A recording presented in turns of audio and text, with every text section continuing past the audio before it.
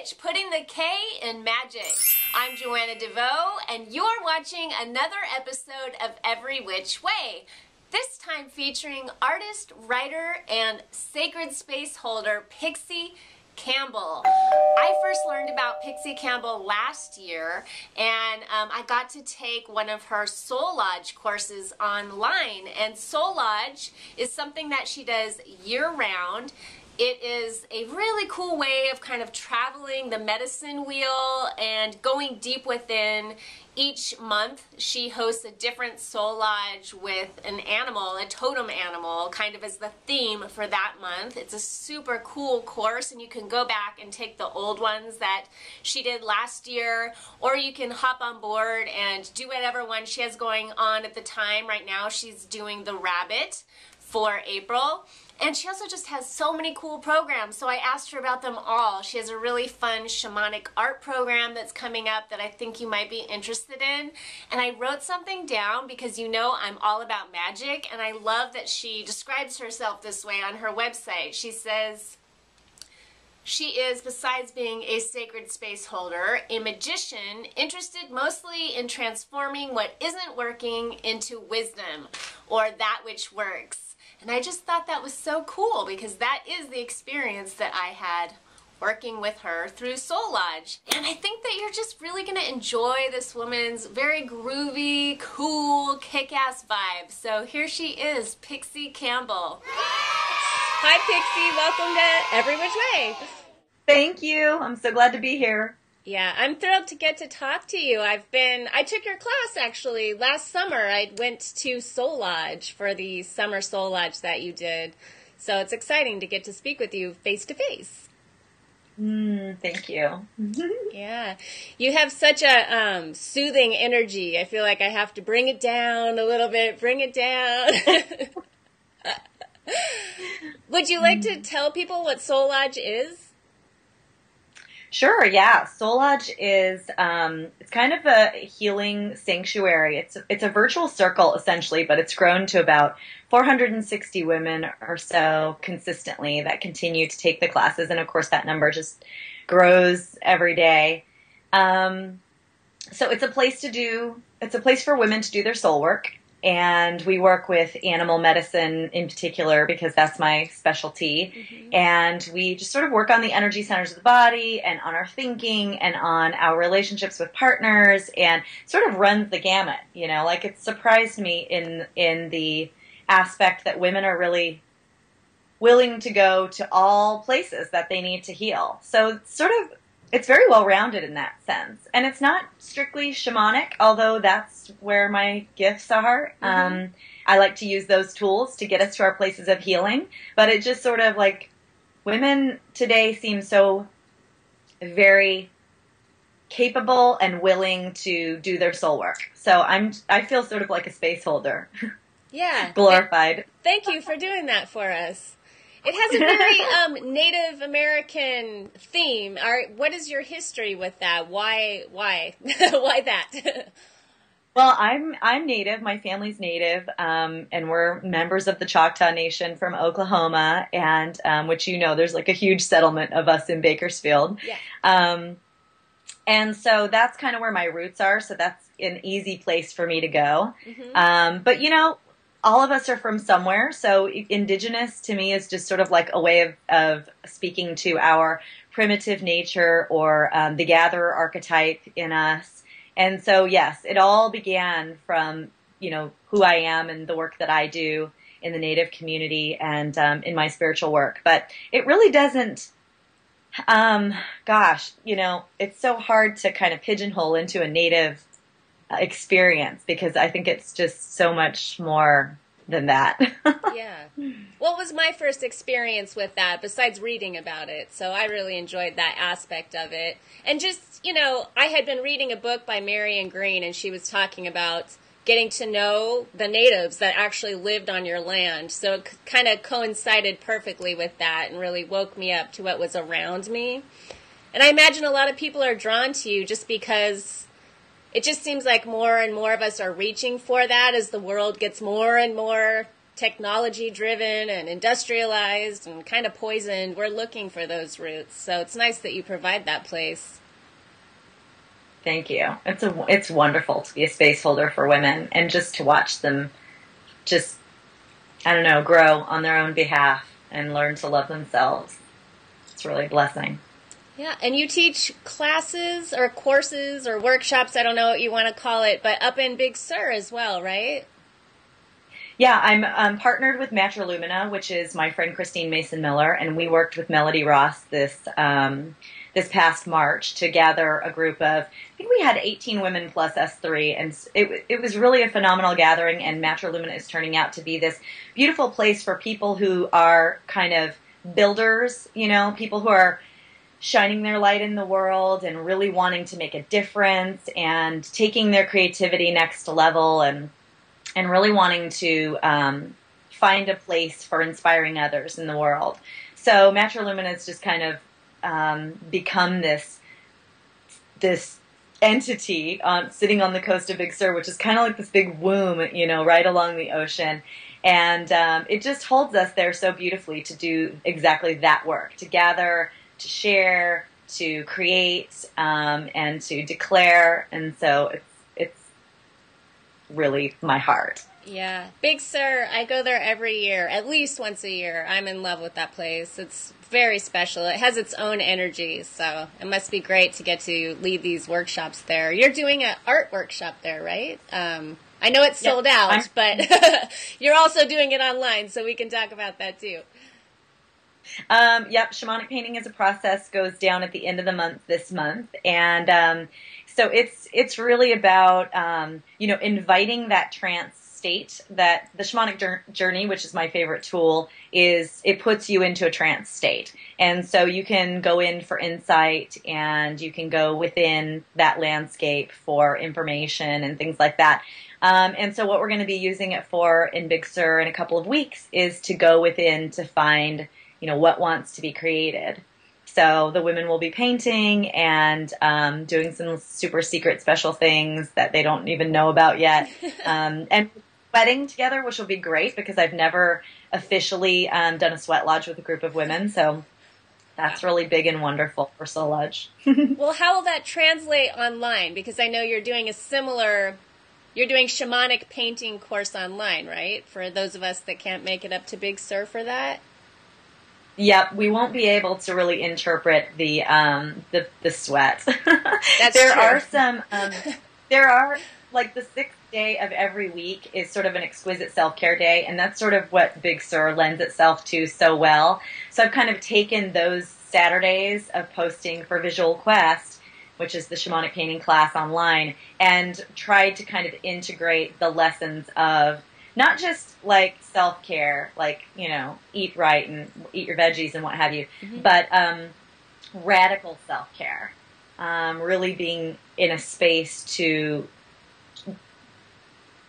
align with what wants to be created and, and bring that whole kind of mind, body, spirit thing all into one holistic experience. So it's going to be a really intense 5 weeks in the best way possible. I don't like to, over schedule or I don't want things to necessarily come across as an intensive when people work with me. I want it to be light and I want there to be an element of frolic and some elements of play, but going within is kind of a serious business. So we find all that soul dust in there and we can bring it out to bring it out into our artwork and do that interpretation in a way that sadly won't be integrating the sweat lodge, but there will we'll be. We'll just crank our heaters up while we do it. Oh, it's going to be summer, so if you live in Southern California, that's true. That won't be a threat. What do you have to say for people that are interested in your work, but that have that, there's some people that think they're not artsy at all. I'm just not creative. Like, what about those people? Would this be a good thing for them to experience as well? Those are kind of my favorite people to work with because what's interesting to me is that, well, I generally work only with women, but shamanic painting as a process is open to men as well. And if you're a woman, you're creative. And I think that men can embody the creative feminine as well, in a really beautiful way. So I sort of don't really believe that any of us is not creative. But shamanic painting as a process really isn't about being artsy, and it's not even really about art. It's just really about showing up to what's inside of you and learning how to interpret that on in a visual way, and to be detached from it, not to be so in this state of perpetual fear and judgment, dissonance. Yeah, right. Yeah. Well, I'm going to link down below, if you'll let me. I'm going to put your blog, the video commercial that you made. I'm going to put that on my blog. I already shared it with my newsletter because it just blew me away. It's such a beautiful little piece of art all on its own, actually. And you are an artist. You paint. I am. I do. Yeah. Did you make the, what are they called, totem cards? 30 animal medicine totem cards that you sell through your shop on Etsy. Did you make those? Yeah. The cards are reprints of artwork that I did, a series that I did a couple of years ago, and so we have little hummingbirds flitting around outside. I always take that as a good sign. Yeah. So yes, I created those, and those are available through my shop as well. It's a fun divination deck that is just kind of a welcome departure from some of the decks that are available out there. They're a little bit native and a lot animal-y. They're beautiful.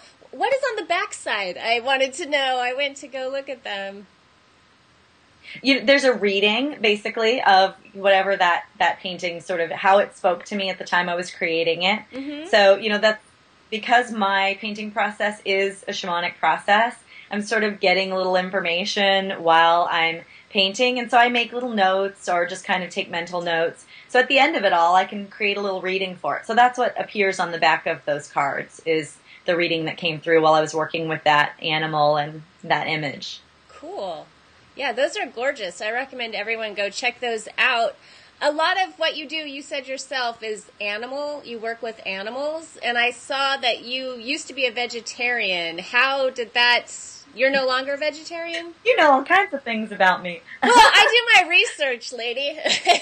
You do. And you're just a really interesting person, You've got your own funky vibe going on, and so I like to, look into people like you a little bit. So how did you bridge, being a vegetarian with now you work with, you'll work with like an owl wing or a coyote foot or a pelt maybe. How does that play for you inside? Right. Well, being an ethical vegetarian, it was an interesting little bridge to cross into working with animal medicine. And I think that what began to happen was I began to see feathers on the ground and, dead birds on the roadside and things like that. And the teacher that I was working with from about 2002 or 2003 on, she obviously had all of her allies laid out there for us. Every time we came into the room, there was an altar with an otter and a wolf and a, coyote and an eagle wing. And, so I began to get very comfortable with honoring animals in a different way. So we can honor animals by not eating them, if that's our preference, and honor life that way. And we can also simultaneously or separately, we can also honor them by utilizing and learning from the life that they did have. So, for example, here is a turkey wing. Oh, nice. And so this is it's a smudge wing, and it's made out of a turkey wing. I don't know the history of this particular turkey because it was gifted to me, but, the medicine of turkey is really about abundance. It's about generosity. It's very similar to the medicine of buffalo. And so, this turkey wing could have gone into the ground and back to the earth, which would have been fine. Or it can come to me where I can honor its life and use it, work with it in circle, and in cleansing my space and things like that. So to me, honoring an animal is honoring an animal no matter how you do it. And I think that you can harvest animals for food in a really honoring and respectable way, which obviously is the native or indigenous way as well. Yeah, I agree. Do you believe that that wing, for example, has a special energy that's connected to that animal? I know you work with crystals and plants as well, and you talk about them having their own spirit or being good for things. Is that, good for medicine, as you call it, doing spiritual work? Does that wing have a special energy that's connected to the animal it came from? Well, in shamanism, every single bit of matter is every bit of living matter is made of energy. Mm-hmm. So yes, absolutely, we can carry the medicine of turkey, whether it's still vibrating with life energy or not. Which certain types of photography you can see like life energy still around. An amputated hand or something like that. He's all like we have some kind of embeddedness in our consciousness that even when things are no longer living, they still have a resonance to them, or just by way of our thinking, they have an energy or a resonance. So whether it actually is putting off a vibration or not is sort of, irrelevant. The bottom line is that we can work with the energies and work with the medicine as we perceive it. Right. And that can be a fruitful enterprise. So the symbolism is important. It is, I think. Yeah. You? Yeah. Oh, yes. I'm big on symbolism, for sure. I love working with crystals and plants. You've actually made me start thinking a bit more. I do collect feathers. I've done that for a long time. But I remember seeing a video you did a ways back where you had, you were talking about working with badger medicine, and you had like a badger pelt, and I was like, well, that's interesting. Like, I don't know what I think about that. I'm not a vegetarian, but it's just interesting to have that balance, because I think there's a lot of focus on transcending this world and ascension, and I think that something very grounding and based in nature is a great balance to that. And I don't know, that's what I get from that. And I think some of us are just like that. Some of us, our gift is to offer grounding and earthiness. Like, I'm a Virgo, and I'm like very, very grounded. People are always coming to me for mentoring and saying, like, you're the most grounded person I know. I need your help. And so, when I need to be in my visionary state, I don't typically do that work alone. I need to go to someone who has a heightened sense of possibility, who's not so sort of grounded on the earth. So we all have these beautiful gifts to offer, and I think communing with them and sharing them is, it's just such a beautiful way to, like, energize the village again, which has kind of been lost for so long. Like, we go and do our trading at a farmer's market now rather than at the grocery store, because we have the option to connect with people who grew the food, and that feels really good. Yeah. So why not support, that enterprise? Yeah. We're lucky to have a lot of that here where I live. Farmers markets. Yeah. Are the women, so this community that you've created in this space, do you find that women are also taking it offline? That, that they meet and interact on your forum? Oh, yeah. I was thinking that probably happens. Yeah.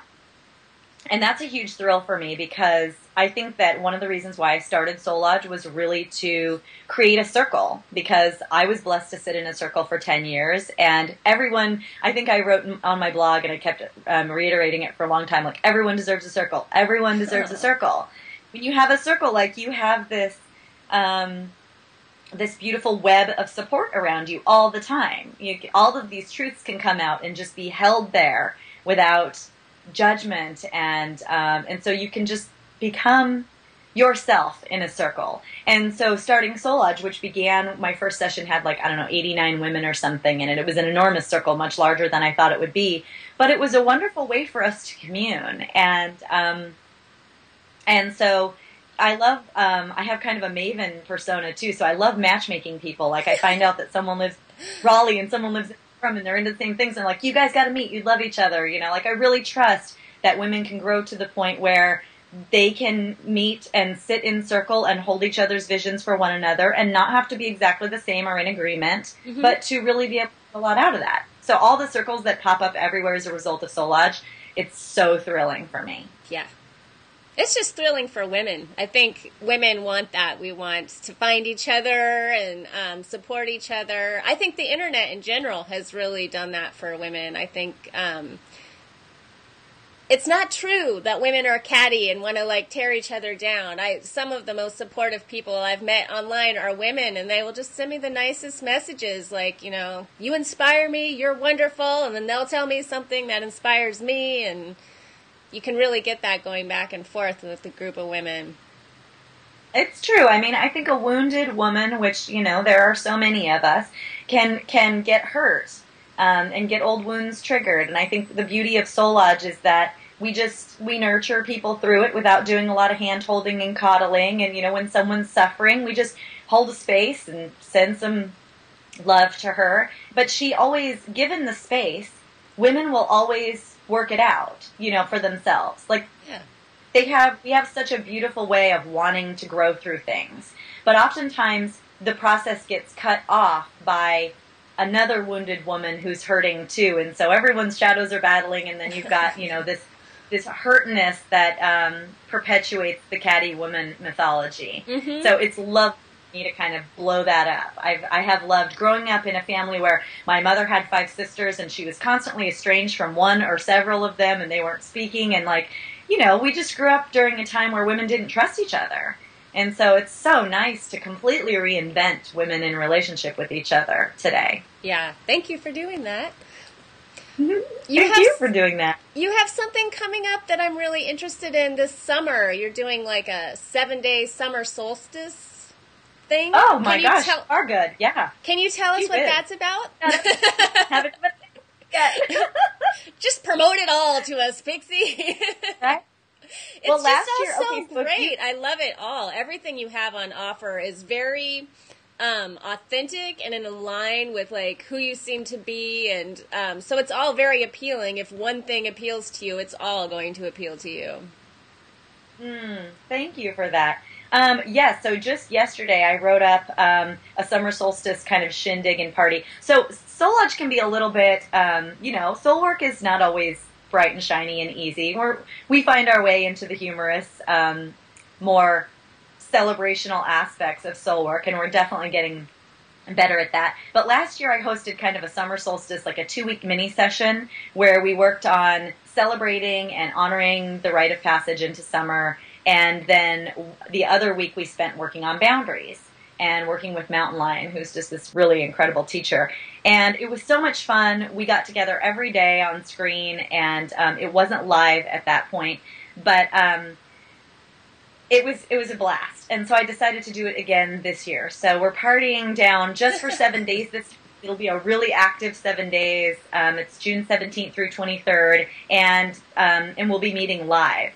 So that's going to be a fun new element for, you know, the women who like to gather around, is to be able to do like a Google Hangout or live stream or something that allows us to make our crafts and, you know, chit chat rather than be taught the lessons in a really classroomy kind of way. Yeah, that sounds really fun. Definitely.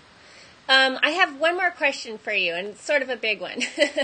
The theme of my website is kind of how, or especially this interview show, is how to create the kick-ass life of your dreams. And you've created a very interesting, unusual life for yourself. I'm imagining this is your idea of the kick-ass life of your dreams. Well, it's a 2-part question. How did you come to creating Soulodge and this work that you're doing?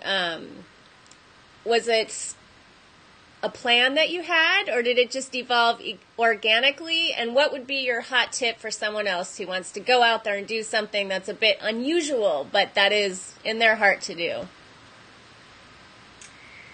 Ooh, okay. So Soulodge came about because, so I'd been blogging since 2005, and the first Soulodge was launched in 2011. So that's a pretty long space. I began painting really actively in 2009. So what I was blogging about was like a lot of soul work, you know, my challenges, parenting stuff that was coming up for me. Everything was kind of disjointed. My blog and my soul life was over here. My painting life was kind of over here. My spiritual life was taking place in my circle of women that I was blessed to sit in for years and years. And so when I started painting and I had my daughter, I realized that, okay, so like my creative life was starting to meet my shamanic life. And then I blogged. There was like this kind of critical moment where I blogged about finding a hawk on my property, and I did like a ritual burial, which I had been doing for years. But I wrapped him in red flannel. I put an offering of tobacco in. I harvested his wings, which sadly it's across the room, harvested his wings and beaded, did this beautiful thing.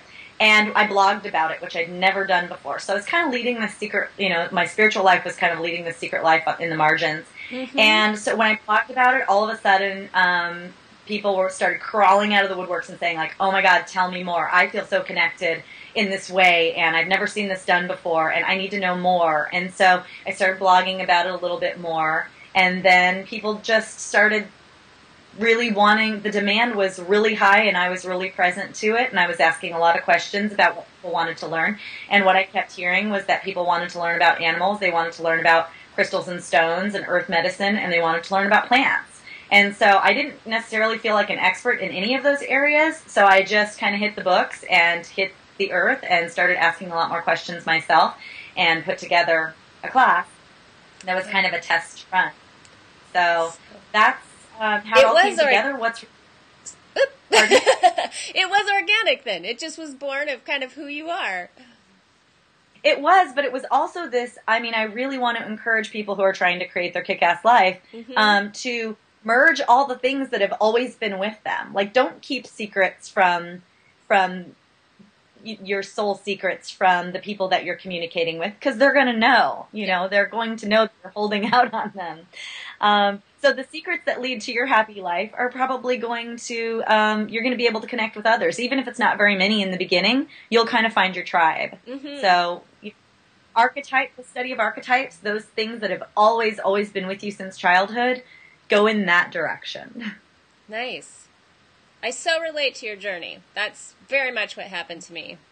I just brought all the things that I had been interested in together with what I had been putting out public, like my little secret, private, spiritual, witchy life.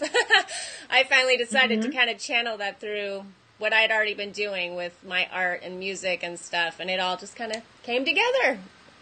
Then the people that you love to work with most start appearing. Mm-hmm. And until then, you're working with anyone who's interested in coaching or lifestyle design and things like that. But as soon as you bring the real parts of you into it, then that speaks to the clients that are really ideal for you too. So I love working with women who are interested in the same things that I am. And it's marginal, it's a small slice of womankind, but I'm much happier going kind of narrow and deep with that rather than trying to serve this immense market and watering myself down. Yeah, so you basically answered my second question. Be authentic, let your real self show. Not even build it and they will come. Just be you and they will come, hopefully. Right, and show up with your flaws too. Like, I think that people who are waiting to create their kick-ass life are people who are afraid that they have to be perfect before they begin. And, none of us is expecting that of each other. No. We're all adults here. Yes. Well, thank you so much for having this conversation with me. I really appreciate it. Thank you. What a joy. Oh my gosh, what a lively conversation. Thank you for doing so much homework and making it so meaningful. Yeah, I'll put a bunch of links down below too so people can go do their own little pixie stalking and read up about all your different programs and what you have going on. Following my unusual life. It's beautiful. Much love. Thanks, darling. Thank you.